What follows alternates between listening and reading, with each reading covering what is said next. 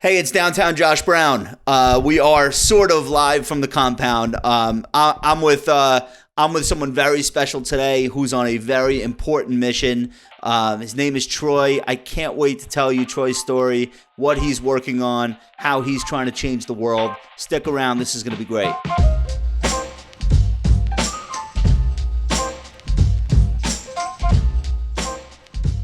Okay. All right. So, Troy, first of all, you're home. You're on the Upper West Side. Yep. All right. You're enjoying quarantine as much as I am. Probably not, but making the best of it. All right. I'm not enjoying it at all, but I think it's almost over. So that's the good news. Why don't you tell us a little bit about your background, and then we're going to get into what your mission is. But you're a former trader, worked on Wall Street for many years, some of the biggest firms, traded around the world. So tell us all about that. That's right. So I grew up in the Bronx, was fortunate enough to find the markets at around age 17. By 18, I was on the street cold calling. And as you mentioned, since then, it's been a career as a trader, mostly equities, traded in shops in the US, Japan, and a few other places as well. Okay. So now, primarily you were trading equities, and then I think you had like a stint where you're doing some venture capital around the world. So you've seen a lot of the world, and you've done business in all kinds of environments. Wall Street's a really insular place, and I think you probably found a lot of what I found, which is that so much of the quote unquote talent that comes into the system is coming in from the same places. And as a result of that, I think you lose the benefit of getting alternative points of view on everything from money to investments to the way things should work, the way things ought to work. Why don't you talk a little bit about what you found in your experiences on Wall Street? Well, yeah, thanks for that. It's clear that the vast majority of jobs end up going to people that are networked into the group that's making the hire. And so as you can imagine, me coming from the Bronx, friends, family, etc., I didn't grow up with family members, relatives, parents that were in the game, neighbors that were on the investment banking teams. And so I didn't have that benefit of having those introductions or even the wherewithal to even get to an interview, much less know when and where they were. Right. So it's almost like, all right, I get it. This is a good career, but where does one even start?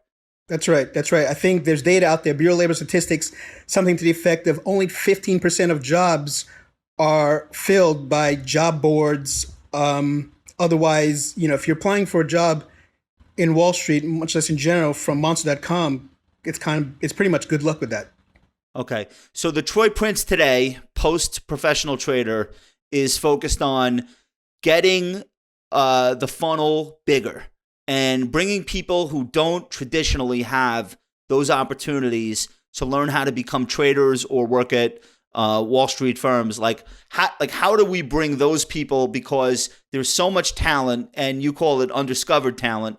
And I would make a huge bet that you're right. But talk to us about what you're trying to do in a general sense, and then we'll get really specific about your new campaign. Yeah, thanks for that. So in a general sense, we all know intuitively that talent and IQ are equally distributed. You can find smart people, smart kids everywhere.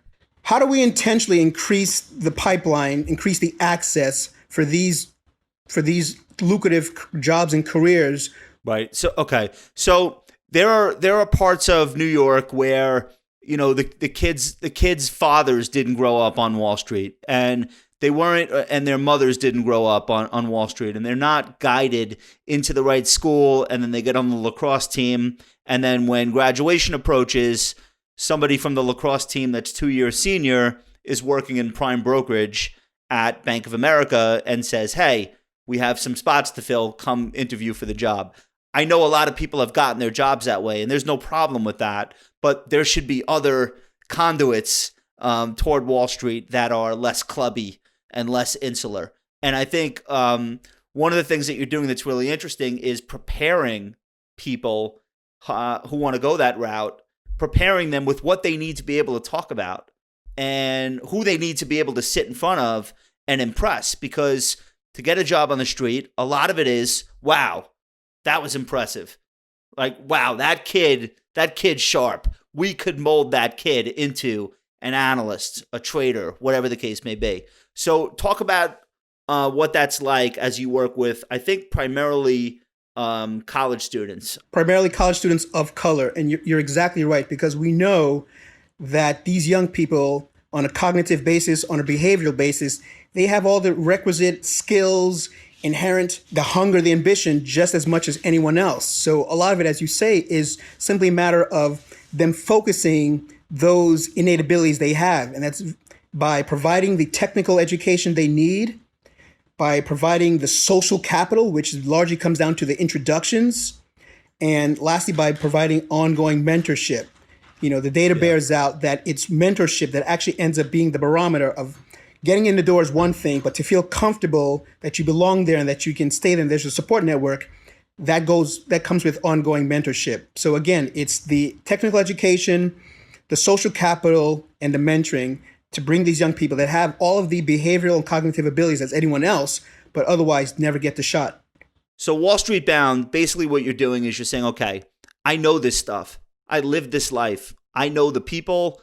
I know how the meetings usually go. I know what information they're looking for when they meet a candidate.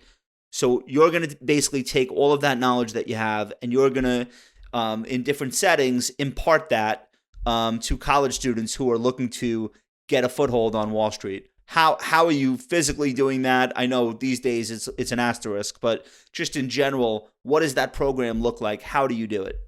So we originally launched with our an introduction to Wall Street bootcamp concept, which was a 20-hour program meant as an introduction to a longer 16-week course where basically we take students from A through Z in terms of the technical aspects, modeling, stock analysis, etc., to soft skills practice, resume writing, interview skills.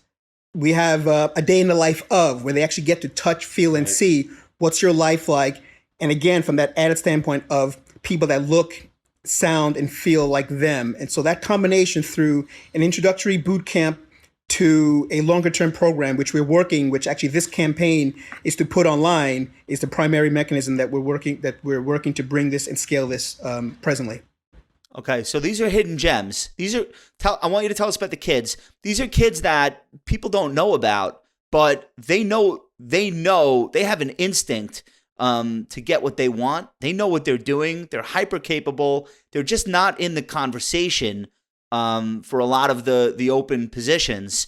So you're working with talent already, and your job is then, I guess, to polish off these hidden gems and then send them out there, and they're killers. Like that's the idea. But where do you find the kids, or how do they find you? And tell us about them. So, for example, I've been mentoring a young man named Bryce. Bryce grew up in Harlem, lives in the South Bronx for the last 15 years or so. Bryce was introduced to me because Bryce just graduated from SUNY Albany last year with a degree in economics, and on his own applied to 170 jobs online on his own. Bryce wants to be a wealth manager, but he doesn't know how to go about it. He lives in the South Bronx with his mother. And so without programs like mine that make those introductions, that direct Bryce, and I said, Bryce, the first thing you need to do, for example, is before you even get a chance to have interviews, do you know that the bots and the machines are going through your resume looking for keywords? FINRA, you can now on your own at 18 years old and a $75 fee, take your first FINRA level exam. Bryce goes and takes the studies on his own with some coaching, passes. FINRA now has his SIE, Securities Industry Essentials.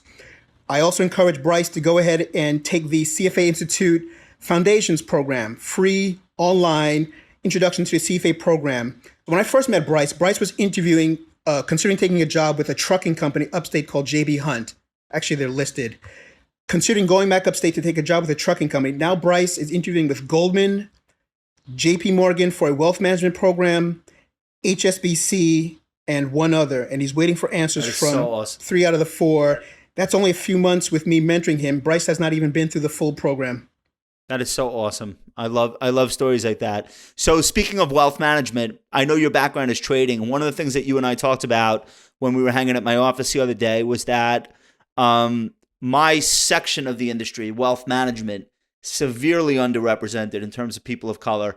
I have a friend named Lizetta Rainey Braxton who is a co-owner of a registered investment advisory firm it's a national firm, but I think they're based in DC, Maryland area. She said that only 1.5% of all certified financial planners are black. I said, all right, I figured it would be low, but I can't believe what is going on? That is so, forget about being representative of the population. That's so underrepresentative of even the wealth management portion of the population. Rich people, that's low for rich people. So I found that to be shocking, and I know she's working on some programs. Have you considered not just doing trading, but like having a wealth management leg to the stool and giving kids? Okay, so Absolutely. I think I'd love to help you with that. I think it's great. Yeah, no, I appreciate that, man. It's not trading alone. Trading is just my background, my subject matter expertise, and where I begin the journey. But to the degree that not all these young people will want to be traders, not all of them will have the proclivity to trade. But once they've been exposed, now they have options. So certainly not about trading. And even then, as you and I both well know, that role is changing. The number of hires being replaced by machines, the algorithms, et cetera, just simply comes down to most people, you can't become what you don't know. And so these role models, these examples in our communities typically do not exist. Right. So you're saying just get into the room, absorb the jargon, listen to the words people are using, the terms, meet people, and then where you end up in the financial industry, who knows? And that's the case for a lot of people. A lot of people come into these massive firms like Citigroup, and they have to start in compliance or operations because that's who's hiring. That's right. Then they make connections within the firm, and they work their way onto maybe a trading desk or maybe a deal team of some sort. So that's how it's always been done. So I think you make a really good point. It's about like, where do we begin? And you began with trading not just because it's your own expertise, but you said there's something about trading that you felt the kids that were coming to you would be uniquely suited to or would be really interested in. What do you think that is? I think that speaks to the innate hunger, the innate sharpness that, we take some of the qualities, for better or for worse, that young people that grow up in some of these urban communities develop or have to develop for their own survival and to thrive in these neighborhoods. And we actually use and exploit that. And to the degree that trading, as the markets in general, to me, somewhat represent the democratization of access to the degree that it comes down to performance. And once you're on the playing field and you press the button to buy or sell, you can't point your finger and complain or blame anyone else. And so to the idea that once you're armed with a certain level of education and access and you're on the playing field, I think trading is an interesting place where that grit, that hunger, that spirit of doing it on my own, having the power in my hands is something I'm excited to unleash onto the world. Yeah, I think like if you're good at it, it doesn't matter where you came from, or where you've been, or what your pedigree is. It's that you're good at it. You can do it, and people have a use for you as part of their team. I don't care where this guy went to high school. He can trade, and that's what we do, right? I love that. I love that philosophy, and I think it's so important, and I think it gets lost a lot. 50, 60 years ago, we could not even play professional sports in this country, and I'll leave it at that. Right. It's like we want to have a country where we say everybody has an equal opportunity, and to some extent that's true, except some people are starting 300 yards ahead of other people, and certainly this is no different. Where can we send people so that they can learn more about your program, get involved, financially support what you're doing? And we will include all these links below. So if you can't remember all the URLs, don't worry about it. But like, where should people look for Wall Street Bound? Certainly. Please feel free to visit us at our website, wallstreetbound.org. Visit us on Twitter. That's wallstreetst_. bound, and find me on LinkedIn. Troy Prince, my Vitae's there. People can hit you up at No Troy Prince at LinkedIn. Okay, cool. We're going to link to all of that. I just want to say personally, I think what you're doing is amazing. I know you would much rather be doing it in person, but the situation that we're in now is what it is. Everybody has to adapt, us included. So I think the online course is a great idea. And offline, we'll talk about what I can do to help you financially, get the word out, etc. But I really appreciate you being here today. Guys, follow Troy Prince. Help him get involved with what he's doing. It's a great feeling when you can change people's lives, and that's what Troy is literally doing right now. Let us know what your thoughts are on the topic.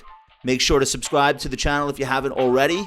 Give us a like if you enjoyed this conversation. Follow Troy, and we will be back very soon.